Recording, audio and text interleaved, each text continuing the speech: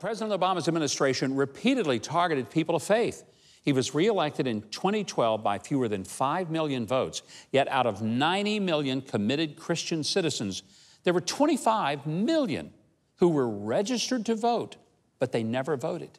My next guests want people of faith to start making their voices heard.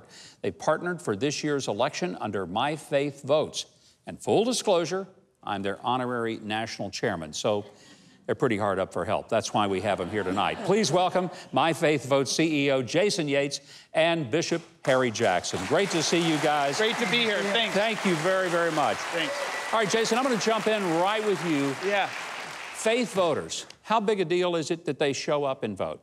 Oh, it's huge. You just mentioned it. I mean, 25 million didn't vote in 2012. But this year, we anticipate there could be as many as 50 million Christians who don't vote. Why? Why would they not vote? Oh, it's any number of reasons. Apathy.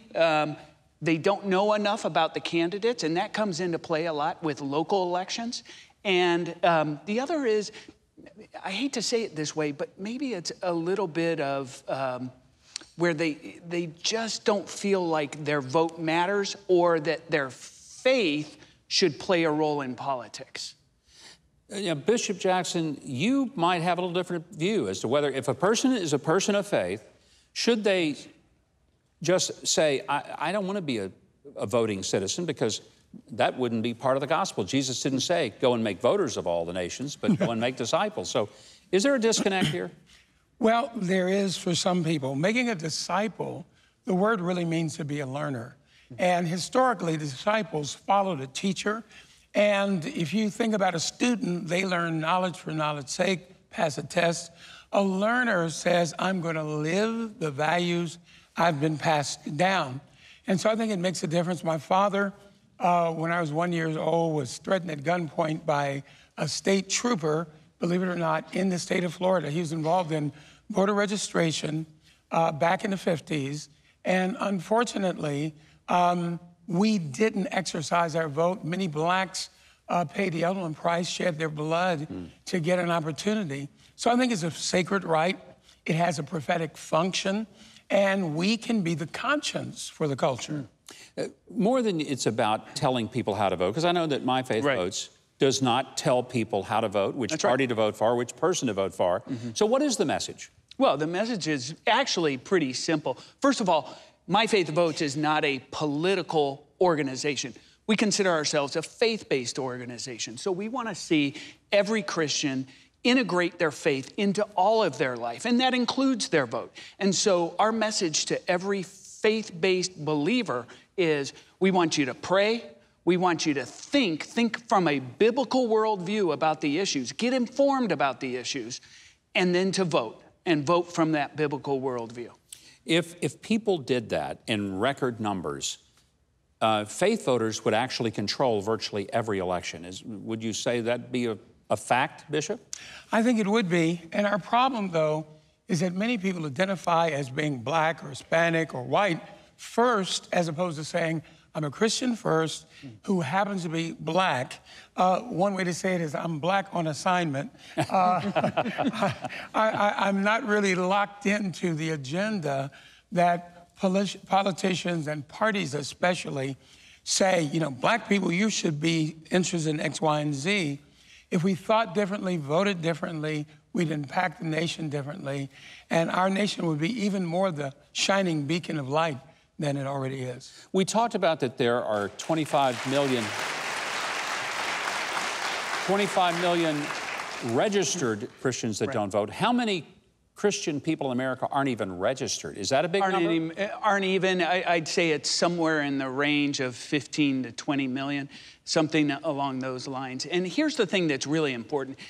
In this election, in these midterm elections, everyone's focused on the Senate races and the U.S. House, and it's incredibly important. And there's lots to advance or have taken away. But get this. This November, there are 70,000 elections happening across the nation. 70,000? 70,000 elections. And that's from school board all the way up to governors and senators, et cetera. Think about the influence we can have if we just go and vote for our youth. and the school board members that we elect, the governors, the mayors, the city councils. It's a huge amount of influence. Bishop, we got about a minute left, but I want you to tell me, if you were advising believers how to vote, what is it they should look for in issues or candidates? What ought to drive a Christian believer's voting? Well, I think they should put such things as life very high on the ticket, because we were made in the image of God. I believe that giving people an opportunity to express their unique calling, our free enterprise system does that.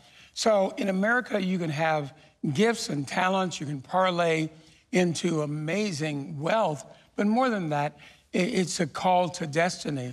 So I think I would look at life, religious liberty, I'd look at supporting Israel, and then I'd say, which party in their policies promotes the freedom of human spirit and life? Well, that's a pretty solid answer.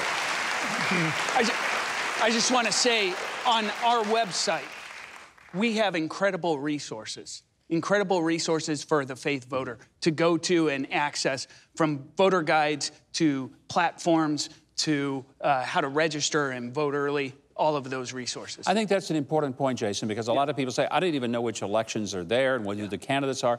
And the website will give them, again, it doesn't tell them how to vote. It doesn't say this is our preference, this is not our preference. It just says, here are the platforms for these candidates. So I hope that you will go to myfaithvotes.org. That's myfaithvotes.org. Get a lot of information that way about the candidates, the elections, and how to register if you haven't, if it's not too late. In some states it is, some states there's still time. I also want to encourage all of you living in the D.C.-Baltimore region to join Bishop Harry Jackson at his church for Rise Up, an intercessory prayer event that happens the day before the midterm elections. You can find out all the details at thehopeconnection.org.